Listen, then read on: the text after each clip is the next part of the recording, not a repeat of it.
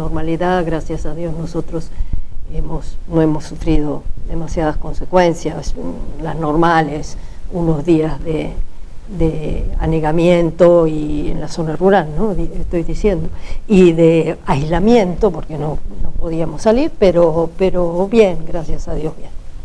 Bueno, de esto caben un montón de análisis que los entendidos lo están haciendo, tratando de encontrar una explicación a una situación de este tipo, que a su vez a uno le genera también un montón de interrogantes, ¿no?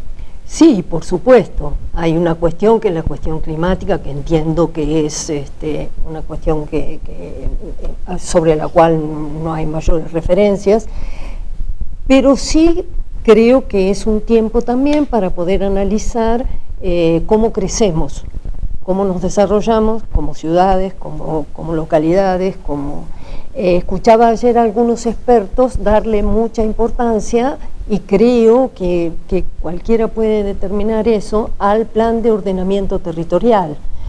Uno entiende que el crecimiento tiene que ser un crecimiento ordenado, que seguramente algunas cosas no se puedan evitar, pero que seguramente a la luz de cómo han avanzado determinadas ciencias y determinadas materias, seguramente habrá cosas que se puedan hacer mejor, mucho mejor. Y en el desarrollo de las ciudades, esto me parece que es crucial. Ayer escuchaba el canal Derivador, en la postada, 80 años, sí, de época de Mercante. Sí. Sin hacer nada o sin demasiados cambios. Esto es lo que analizamos.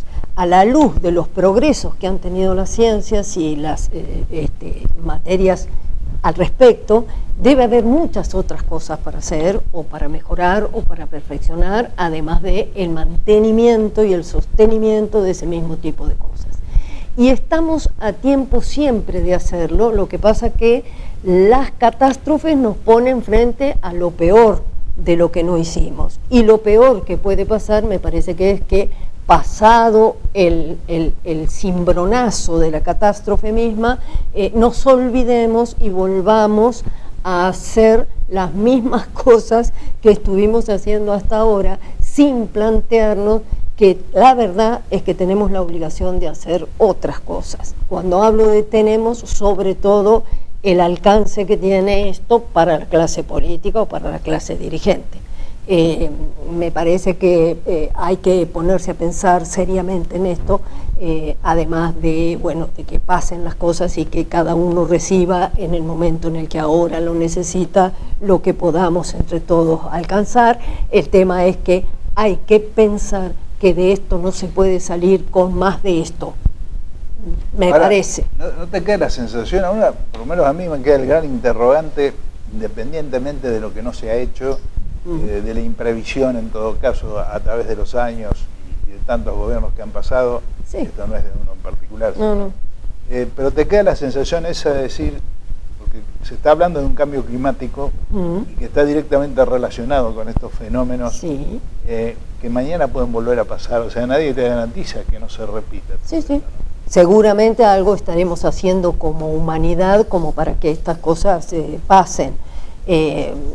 No puedo dimensionar eso, no es mi materia, es una cosa que me interesa, pero no puedo dimensionarlo porque no tengo capacitación profesional para poder hacerlo, pero me parece que de las acciones diarias y de cómo nos desarrollamos tiene que ver hacia dónde vamos, y también en esto hay que poner el acento, las cosas que hacemos, cómo las hacemos. ¿Cómo te va, Luis? Hola, Miguel, buen día a todos los vecinos que nos están viendo. ¿Querías agregar algo más a esto?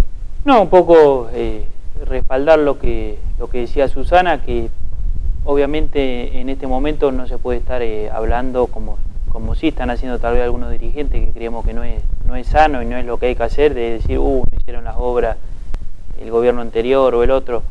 Pero sí no pasarle boleta a nadie. Claro, pero sí creo que después, que cuando se acomode esta situación, que va a llevar mucho tiempo, Bahía Blanca y la provincia y la nación, porque la verdad que Bahía Blanca sola no va a poder afrontar las obras que tiene que hacer, que no hace 80 años, 70 o 50. Pero bueno, van a tener que empezar a trabajar en principio un proyecto, que deben haber varios proyectos igual de lo que hay que hacer, y después ver cómo se hace. Lo que pasa que, como decía Susana, en este país, lamentablemente, siempre trabajamos sobre la crisis. Esperamos que venga la crisis, la catástrofe y después vemos qué hacemos. Por lo general no hacemos nada, o hacemos a media. Pero creo que estas cuestiones, estas situaciones que pasan, tienen Además, que servir... Además somos flojitos de memoria también, ¿no? Porque sí. Pasa y... A ver, nuestro distrito, en la zona de Sierra de la Ventana y Saldungaray, históricamente ha tenido 2 inundaciones grandes, en el Sauce Grande, en el 47 creo, y otra, la última de 2003. Esa situación está en Sierra también, que puede pasar que un día lluevan 300 milímetros, como fue en 2003, 400 en la Sierra, y te genere un problema en Sierra y Saldungaray. Vallehermoso principalmente, la cumbre, digo, y el pueblo ahí, Vallehermoso, se extendió un montón. Esas son tierras que fueron loteadas en su momento, y después cuando ya fueron loteadas, después hay una ley que dice que son inundables, pero se vendió todo. Y la verdad que ahí puede pasar una catástrofe, ¿sí? Y bueno, pasa lo mismo, menor dimensión, puede pasar lo mismo que Bahía Blanca. El río lo tenemos y llover puede llover. Entonces tiene que servir para que la política vea estas cosas, las discuta y trabaje sobre qué hacer a largo plazo. Corto plazo ahora, que la gente pueda volver a su casa y reconstruir algo. Y largo plazo es pensar qué tenemos que hacer para que, si llueven 400 milímetros de vuelta, 300 como llovieron, bueno, disminuir lo que le puede pasar a la comunidad. Y la cuestión del crecimiento que dice Susana es fundamental, porque en nuestro distrito lo vemos, el crecimiento te pasa por arriba y no lo parás, porque la verdad que no se para, y después pasan estas cosas, crece todo desordenado para cualquier lado, y después estamos lamentando estas situaciones. Y en la otra página de esta historia, muy importante la solidaridad de la gente, ¿no? Realmente de todo ámbito. Sí, eso creo que en Argentina siempre, y bueno, en nuestro distrito es solidario, siempre que pasa algo así, la gente es hiper solidaria, donando, yendo a trabajar, a cocinar para la gente, limpiando las casas, los barrios. Creo que eso es lo más destacable de estas situaciones.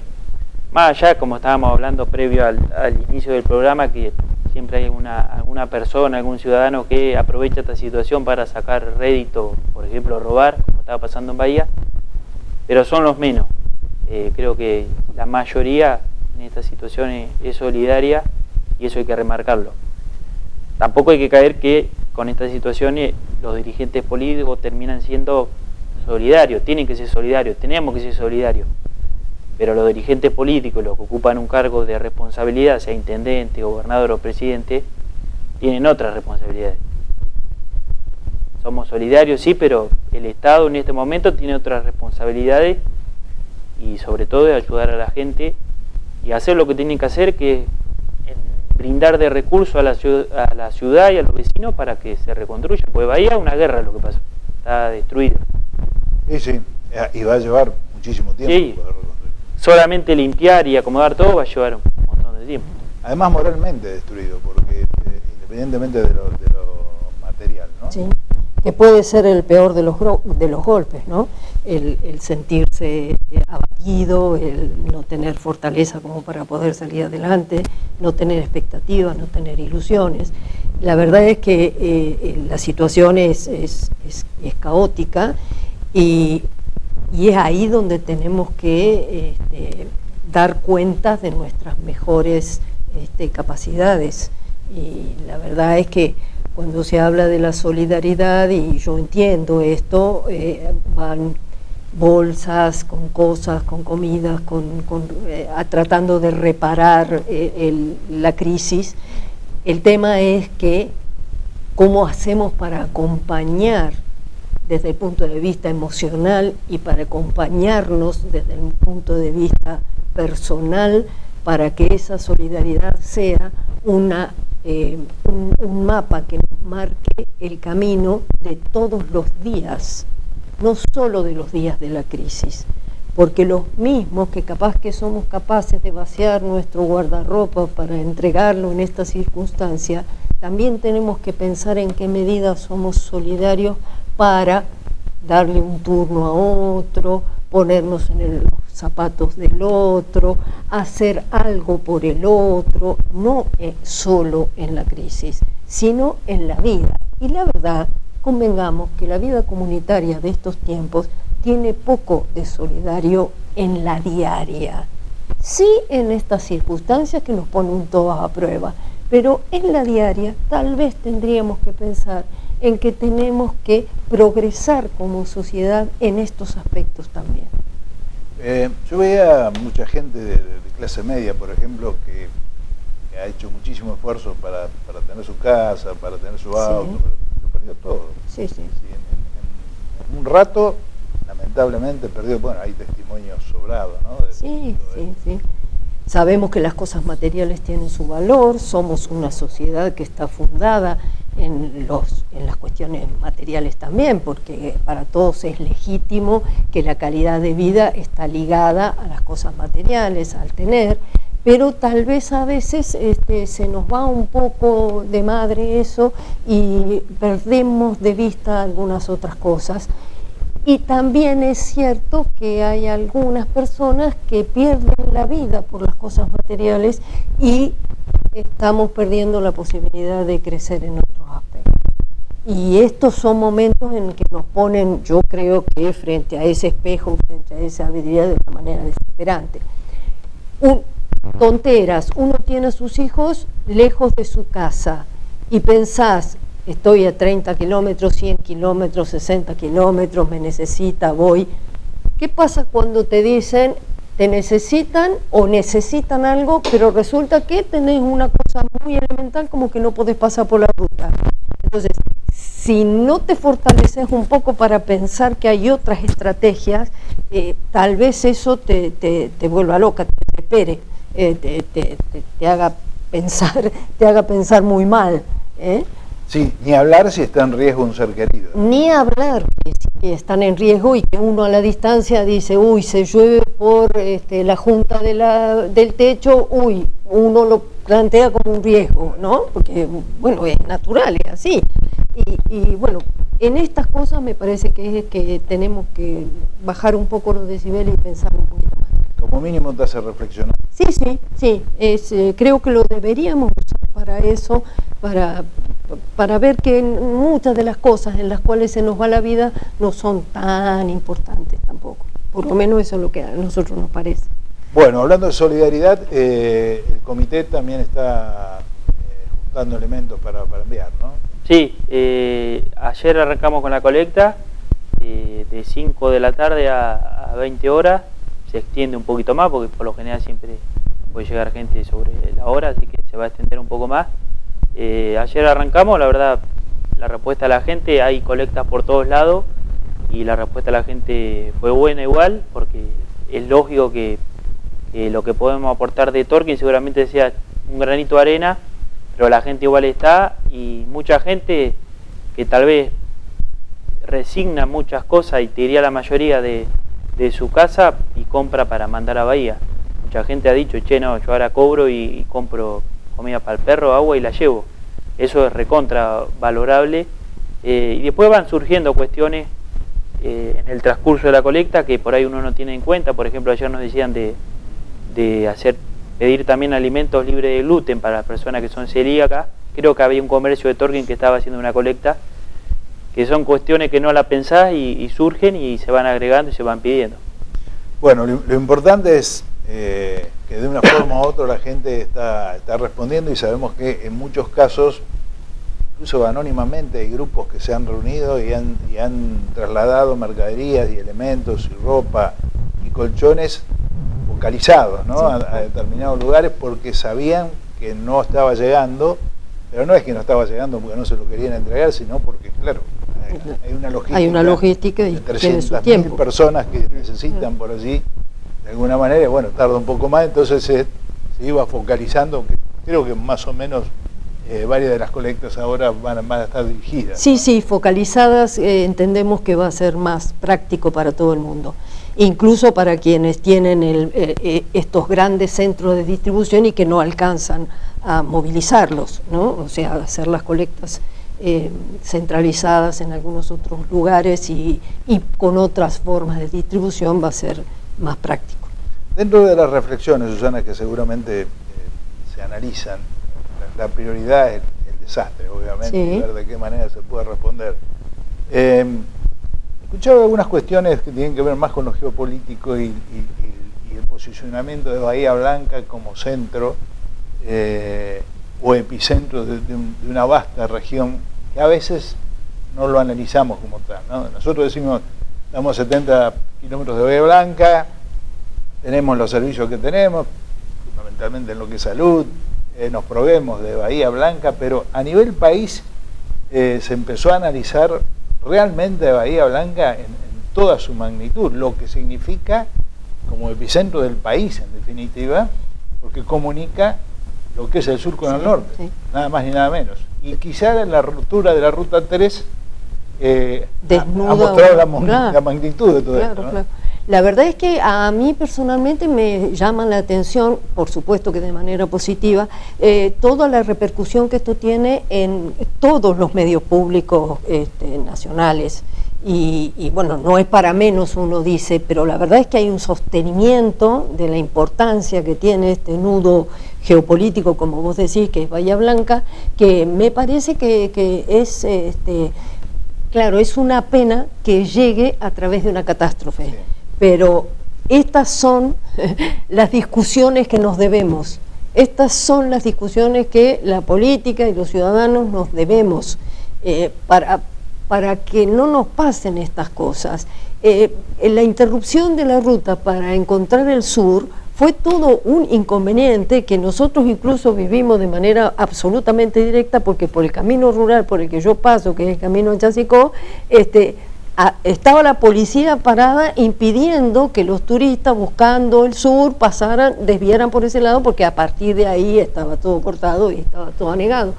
Digo, estas cuestiones son medulares y nos las tenemos que plantear cuando estamos tranquilos y no cuando estamos encima de el problema o con el problema por resolver, con problemas que tienen que ver con la vida y con la subsistencia de la gente en 2 o 3 días, ni siquiera en años, sino en 2 o 3 días.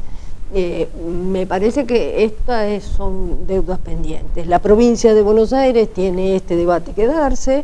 El país. El país tiene porque este debate. En realidad estamos cruzados por rutas nacionales, provinciales. Estamos cruzados por rutas nacionales y provinciales. La cuestión de los recursos es latente en todo tipo de debate y de discusión sobre esto. Los recursos son los que tenemos y no tenemos más que los que tenemos, de manera tal que otra de las cosas que me parece que hay que discutir son las prioridades en la nación, en la provincia y en el municipio también, cómo manejamos las prioridades, qué hacemos con lo que tenemos. Eso me parece que es fundamental. Después está la otra que hemos escuchado varias notas que han hecho los colegas de Capital, que han cubierto muy bien todo lo que ha ido aconteciendo. Y más de una persona decía, nos están echando de Bahía Blanca. Y en ese nos están echando de Bahía Blanca, uno también reflexiona y piensa, a ver, ¿cuál es la alternativa inmediata que tiene la gente de Bahía Blanca para salir de Bahía Blanca? Sí, tiene cualquier punto del país, pero habitualmente va a apuntar a lo más cercano. Y Torkins, a nivel distrital, sí, es una de las alternativas, y vuelvo a lo que vos decías de planificación. Sí. Ante esto también tenemos que estar preparados. Es absolutamente así. Creo que esto lo decía muy bien Federico en la campaña electoral.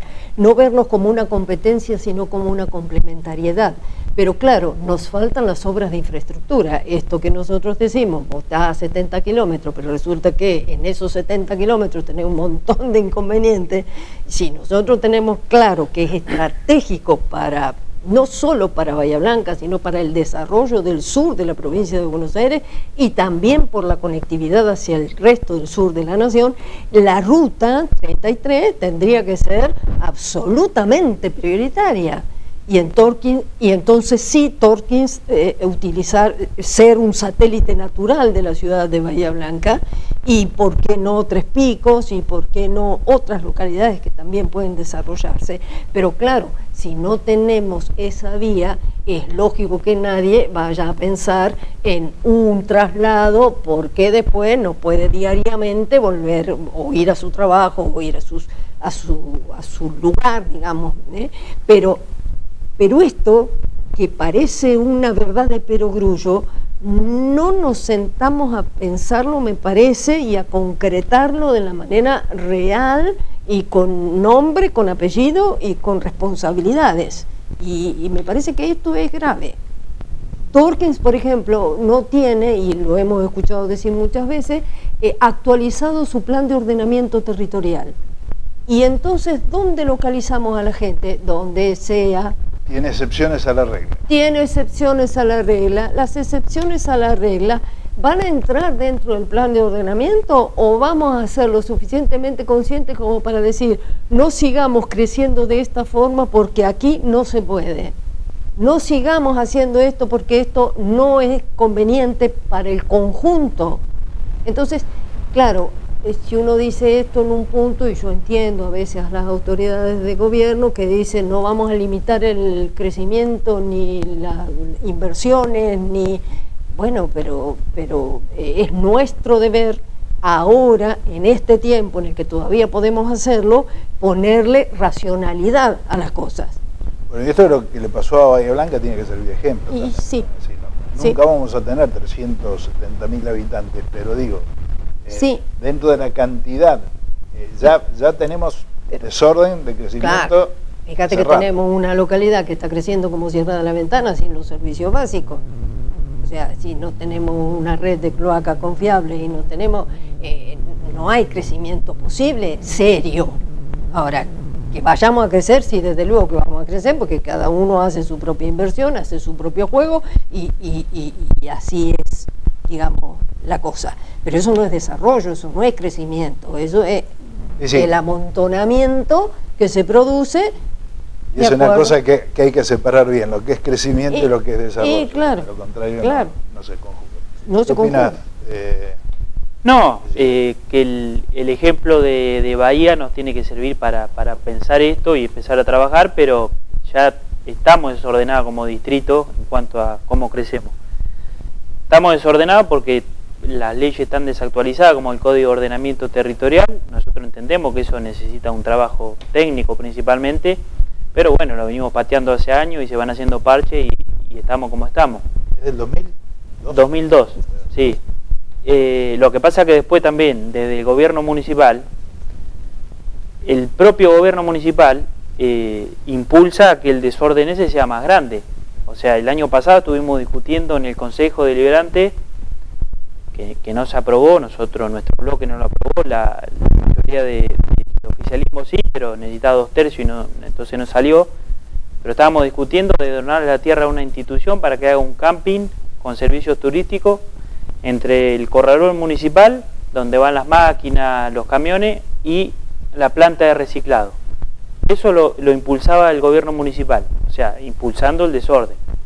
Después la delegación de Sierra de la Ventana, por ejemplo, está haciendo un predio para motorhome, que es la discusión eterna y ordenanza y todo, lo está haciendo en un predio que es inundable, que hidráulica en su momento lo hizo para que si desborda el sauce grande el agua vaya para ahí, la olla. Y el municipio ahí, la delegación de Sierra, está planificando hace varios meses, que no sé qué es lo que están haciendo, pero siguen haciendo ahí, para que vayan los motorhomes, los turistas, y se pongan ahí. Y te llueven 200 milímetros una noche y anda a buscar los motorhomes al paso piedra. Claro. Entonces, si desde el Estado generamos que el desorden sea más grande y proponemos desorden en medio de orden, vamos a estar complicados. Y no mañana, sino que vamos a estar complicados dentro de 10, dentro de 20, dentro de 50 años, hiper complicado. ¿Qué dejó el mensaje del intendente el otro día? No charlamos después de la sesión. Bueno, un poco esto, desorden. O sea, el intendente fue con números, dijo cuánto había invertido el gobierno municipal en obra el año pasado, y la verdad que lo que nosotros notamos es que el gobierno municipal, esta gestión no fija prioridades, porque en algún momento el intendente llegó a hablar de que había gente que dijo que la pileta de Saldungaray era innecesaria. Yo la verdad nunca escuché eso, sí escuché, y hasta podemos compartir, que que tal vez no era prioritario. Las prioridades las tenemos que discutir en Saldungaray y en todos los pueblos, pero ya que hablamos de la pileta de Saldungaray. Para mí Saldungaray más prioritario es que la gente que vive hacinada y que hay gente que vive en una habitación de 3x3, que se le llueve, que no tiene luz, que no tiene heladera, que no tiene piso, para mí prioridad es que esa gente viva mejor antes que una pileta. La pileta seguramente es necesaria y sí, no tienen pileta, tienen que ir a cierre. El discurso nos dejó eso, que la gestión sigue la gestión municipal, se le ocurre al intendente o a algún funcionario hacer algo y lo hacemos, por más que no esté presupuestado, que claramente eso no se puede hacer, pero claramente lo hacen. Y también contradicciones con la discusión política y técnica que hubo hace poquito del Código Tributario, del presupuesto. Resulta que hace un mes, 2 meses, el intendente y los concejales oficialistas nos decían que no cerraban los números. El intendente fue en los medios públicos, claro, no cierran los números. No podemos brindar servicio porque los costos son estos y recaudamos esto. Pero resulta que un mes después ahora decimos que pudimos invertir más de 700 millones de pesos del presupuesto municipal de las tasas para terminar obras de provincia y de nación. De nación en realidad pagamos una deuda que nos quedó acá de unos lotes. Entonces hay contradicción y nosotros la planteamos en la sesión esta pregunta, a ver si pudimos invertir 700 millones, que no es poco, de recursos municipales, que es el 18%, 19% del presupuesto total. Si pudimos invertir eso es porque nos sobró plata. Y si no nos sobró plata, nos sobreendeudamos, que el intendente alguna vez ha dicho eso. Yo celebro que tenga mucho déficit porque son obras. Bueno, eso no está bien. Y si no, dejamos de prestar algunos servicios como corresponde y ahí ya entramos en otras cuestiones que estaría rozando con la malversación de fondos. Bordón iba a decir, y traigan pruebas. La verdad, si yo te cobro la tasa para recolectarte la basura, para limpiarte la calle, pero después el servicio ese te lo brindo a media porque invertí 100 millones en esta obra y estoy malversando fondos. Porque la gente a mí no me paga para obra. Por más que celebramos que se terminen las obras. Pero el mensaje, lo que quedó fue eso y fueron dudas. Nosotros en la sesión lo preguntamos y concejales oficialistas nos dijeron no saben de presupuesto, esa plata salió de la coparticipación. Pero la coparticipación sabemos, y lo dijo el intendente también, que cuando llega, cuando aumenta, si aumenta, va a aumentos de los sueldos municipales, que la verdad que son miserables. Y eso está generando que muchos empleados no trabajen como tienen que trabajar, no trabajen, porque cobran 400.000 pesos, 500.000 pesos, porque son miserables los sueldos. Entonces, hay dudas con respecto a eso. ¿Cómo es la discusión? Sostenemos un presupuesto municipal con el 50% de la gente que paga, brindamos los servicios y encima podemos invertir 700 millones en obras. Somos Suiza. Si viene un gobierno y administra un poquito mejor, estamos de 10. No creo que estemos de 10. Yo lo que creo es que hay un gobierno municipal, que el intendente, que gestiona de esta manera. Se le ocurre hacer un gasto que aunque no esté presupuestado lo hace y después vemos si tenemos déficit de 2.000 millones, de 3.000 o lo que sea, no importa porque yo hice esta obra. Y creo que eso para el Estado municipal y para el presupuesto sobre todo es perjudicial, porque sí, está lindo, la obra aplaudimos, festejamos, pero eso hay que pagarlo y las cuentas del municipio tienen que estar equilibradas. Esos cuestionamientos, Luis, ¿rasan el cumplimiento de deberes del funcionario público? Y yo creo que el gobierno municipal... Digo porque, a ver, la democracia nos da ciertas herramientas, sí. Orgánicamente existen herramientas, sí.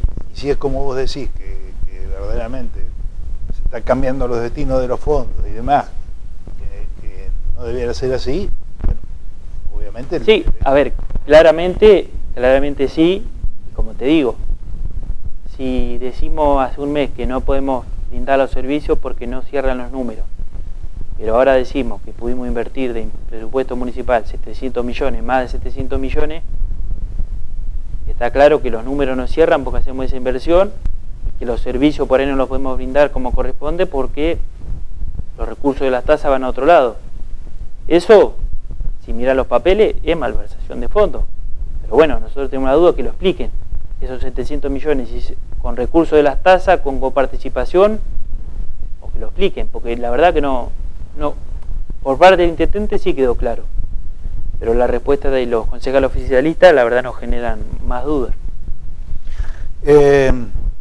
Después del contacto con el intendente, que destrabó un poco el tema del Código Tributario, ¿va a volver a existir contacto? Sí.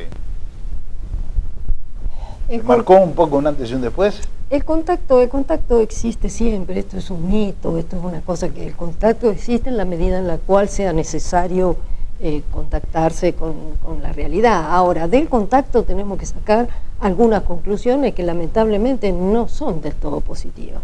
El intendente municipal va al recinto del Consejo Deliberante para inaugurar las sesiones con el tema de la ofensa sobre lo que se supone que nosotros pensamos que no es transparente.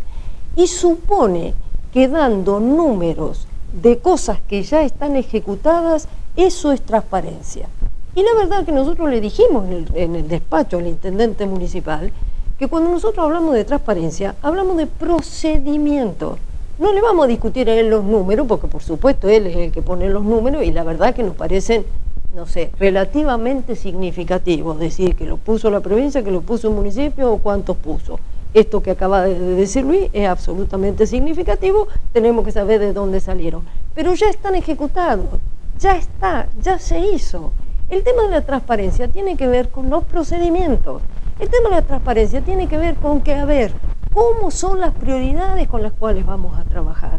Porque hay muchas cosas que se terminan haciendo que no están comprendidas dentro del presupuesto. Para nosotros, el instrumento del presupuesto es el ABC del manejo del año que se va a ejecutar. Sin embargo, seguimos pensando y tenemos que terminar diciendo que a cómo se dan los números sigue siendo un dibujo. Entonces, esto no está bueno, porque si no nos vamos a transparentar a través del manejo del presupuesto, la verdad es que lo otro, el pensar que nosotros pensamos que alguien se lleva el dinero a la casa, eso promueve una denuncia y listo, ya está, sobre eso no hay ninguna duda. Nosotros no estamos hablando de eso, estamos hablando de esta posibilidad que como ciudadanos tendríamos que tener de saber hacia dónde vamos, a qué le damos importancia, dónde ponemos el acento y cómo hacemos para gastar los recursos públicos. Que es cierto esto que dice Luis, absolutamente, además la prensa es el primer lugar donde repercutió esto. Hace 2 meses no se podía pagar a los empleados, no se podía prestar los servicios, no se podía, y resulta que después del presupuesto, el análisis de lo que se hizo durante el ejercicio pasado dice que hemos invertido en obra pública. Entonces, ¿por qué no ponemos la obra pública en el presupuesto? Y entonces todos sabemos de movida qué es lo que vamos a hacer. Ahora, ¿hasta dónde llega, mejor dicho, las facultades del intendente, que ha sido elegido legítimamente por la sociedad, en ese aspecto, digo? Y yo creo que tiene el límite de la ley. Y el límite de la ley dice que el presupuesto hay que valorarlo, votarlo, porque si no, esto no estaría escrito en la ley si esto fuera así. Y la verdad es que también yo me pongo a pensar cómo llegamos degradando de alguna forma la democracia, que no le damos interés a estas cosas. ¿Cómo llegamos relativizando las cuestiones que el intendente municipal, y de hecho tiene razón al decir, y por algo la gente me eligió 3 años, 3 mandatos consecutivos, no sé, algo así que acaba de decir también? O sea, no tiene que ver una cosa con la otra. Tiene que ver con que, bueno, cada uno tiene su caudal político, evidentemente el intendente municipal tiene su caudal político, pero el tema es qué pasa con la comunidad, independientemente del caudal político del intendente municipal. Y bueno, estas son las cosas. ¿Qué pasa con la sociedad que tiene que salir, o teóricamente debería, o nosotros deberíamos salir a agradecerle al intendente municipal las gestiones?